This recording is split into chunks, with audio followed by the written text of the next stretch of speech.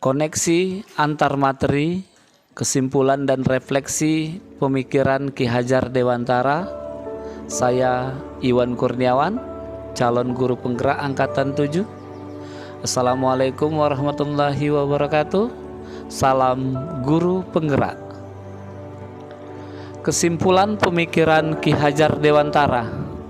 Pertama, ingarso sung tulodo, berarti dari depan memberikan teladan. Seorang pendidik merupakan orang yang akan dilihat oleh seluruh muridnya, sehingga sebagai pendidik harus bisa menjadi teladan, pembimbing, dan memberikan contoh kepada murid. Ketika seorang pendidik itu di depan, ia tidak serta-merta hanya memerintah. Seorang pendidik harus memberikan teladan dan tanggung jawab untuk membawa kepada visi bersama yang telah direncanakan. Kedua, ing madyo mangun karso, berarti di tengah-tengah menggugah semangat. Seorang pendidik ketika berada di tengah-tengah muridnya harus bisa mengayomi, menjalin kebersamaan, dan memotivasi untuk mencapai tujuan. Seorang pendidik harus bisa merangkul muridnya, mau menerima kritik dan saran, harus bisa membuat atmosfer organisasi menjadi positif, sehingga akan muncul semangat bersama untuk saling memotivasi dalam mencapai tujuan yang diinginkan. Ketiga, tutwuri handayani, berarti dari belakang memberikan dorongan. Seorang pendidik juga harus bisa menempatkan diri di belakang untuk mendorong murid-muridnya untuk memperoleh kemajuan dan prestasi. Pendidik diharapkan mampu untuk mendidik dan mengembangkan bakat dan minat muridnya agar terbentuk pemimpin-pemimpin baru sehingga tercipta proses regenerasi. Sesuai kata pepatah yang menyebutkan pendidik yang baik adalah ia yang mampu menyiapkan muridnya lebih baik dari dirinya. Yang menjadi kesimpulan menurut Ki Hajar Dewantara, pendidikan adalah tuntunan di dalam hidup tumbuhnya anak-anak. Adapun tujuannya adalah menuntun segala kekuatan kodrat yang ada pada anak-anak itu agar mereka sebagai manusia dan anggota masyarakat dapatlah mencapai keselamatan dan kebahagiaan yang setinggi-tingginya. Refleksi dari pengetahuan dan pengalaman baru. Sebelum memahami materi filosofi pemikiran Ki Hajar Dewantara, saya belum mencerminkan guru merdeka belajar.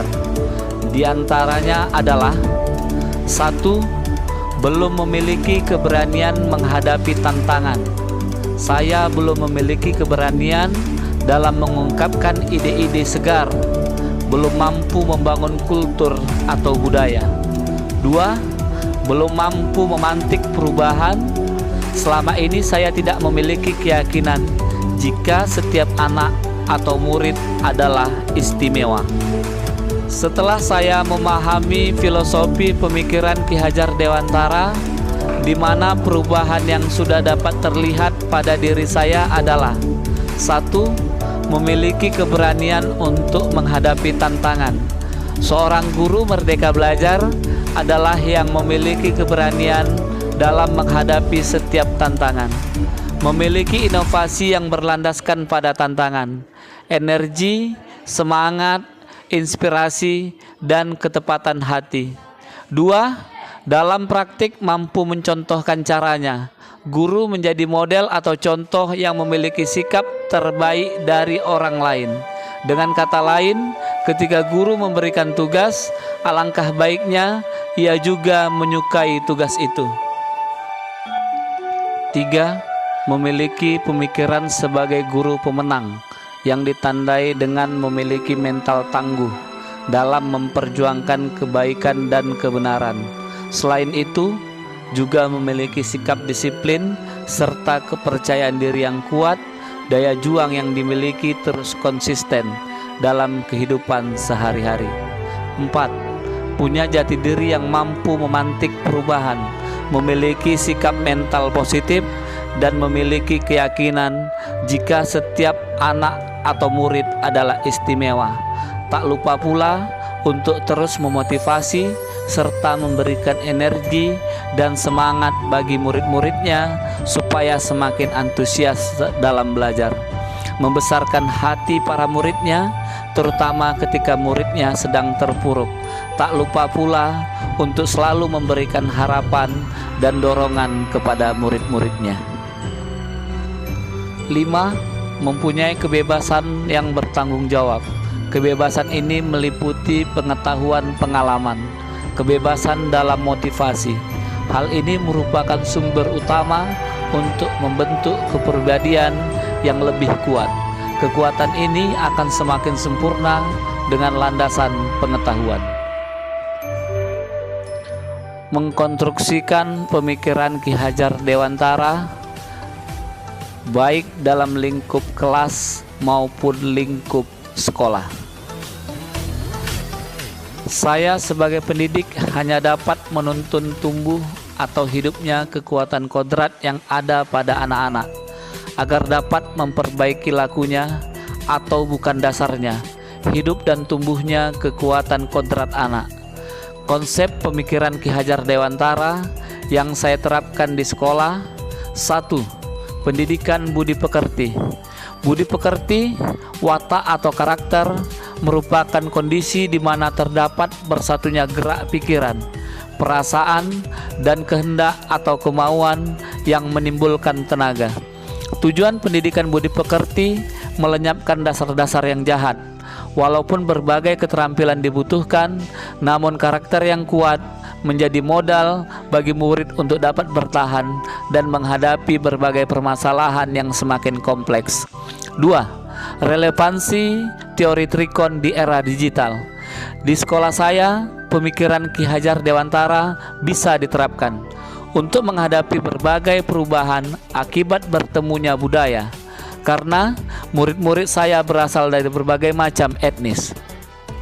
Pemikiran Ki Hajar Dewantara dalam teori Trikon memiliki arti. Pertama, sebagai bangsa maupun masyarakat hendaklah memiliki jati diri yang kuat, sehingga ketika terjadi proses pertukaran nilai dan budaya, tidak serta-merta murid mengadopsi atau meniru budaya lain.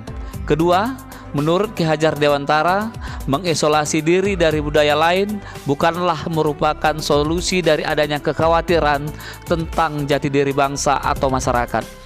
Namun justru Ki Hajar Dewantara menyarankan untuk membuka diri dalam pergaulan. Ketiga, isu tentang globalisasi yang memungkinkan terjadinya perpaduan budaya disikapi dengan adanya kemampuan untuk mempertahankan jati diri tersebut. 3. Peran sinergi tripusat pendidikan. Pendidikan terdiri dari keluarga, sekolah, dan masyarakat. Apabila sinergi antara keluarga, sekolah, dan masyarakat dapat terjalin, maka dapat membentuk karakter anak secara alamiah. 4. Sistem Among atau Care and Dedication Based on Love. Sistem Among memberikan ruang bagi pendidik untuk berperan besar dalam pendidikan, tidak hanya dalam hal transfer of knowledge, namun membentuk budi pekerti. Saya berusaha memiliki pandangan bahwa murid memiliki jiwa yang merdeka. Saya harus menjadi contoh dalam berinovasi, kreatif, berpikir kritis, bekerja sama. Saya juga mampu menjadi contoh bagaimana menggunakan teknologi dalam pembelajaran, dan saya juga memberikan kesempatan bagi murid untuk berinovasi, mencipta, berpikir kreatif, memecahkan masalah, dan bekerja sama dalam pembelajaran.